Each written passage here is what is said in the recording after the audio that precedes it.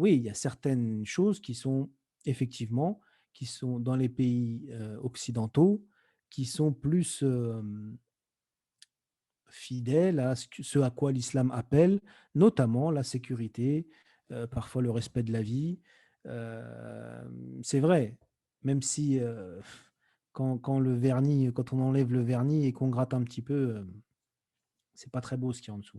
Mais surtout, ces pays-là, d'un autre côté, heu, sont complètement contraires. On peut pas dire comme ça: «Les pays occidentaux, ils respectent plus les maqasid que les pays musulmans». On peut pas dire ça. Oui, les pays musulmans, il faut être conscient de toute façon. On vit une période de l'histoire où la communauté musulmane, ça va pas fort, où le monde musulman est dans une grave crise, ça c'est indéniable. Le monde musulman vit son Moyen Âge aujourd'hui, hein.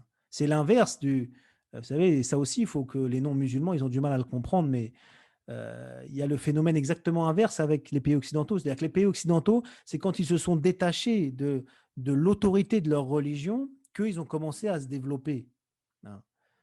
Heu, alors que les pays musulmans, c'est exactement l'inverse. C'est l'islam qui a fait du monde musulman la civilisation qu'elle a été, la civilisation tellement lumineuse. C'est l'islam qui a fait de gens, les Arabes en premier lieu, ensuite les autres, des gens très, très simples, qui n'avaient pas une grande culture philosophique et cetera. C'était pas les Perses ou les Byzantins, ou c'était des gens très simples qui vivaient dans le désert. L'islam en a fait, des gens qui ont bâti la plus belle des civilisations, parce que c'est la plus belle des civilisations. Évidemment, elle n'est pas arrivée en termes de progrès technique, au niveau de la civilisation occidentale, mais en termes de respect de l'être humain, c'est incomparable. Heu et c'est quand les musulmans ont commencé à délaisser leur religion que là, la décadence, elle a commencé. Et aujourd'hui, on y est, dans cette décadence. Mais donc, c'est le phénomène inverse par rapport au monde occidental.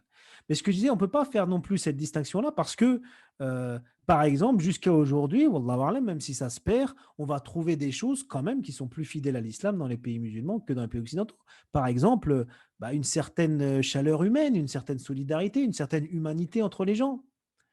Dans les pays musulmans, pour l'instant, on ne met pas ses parents dans un mouroir à la fin de leur vie parce qu'on ne sait pas quoi en faire.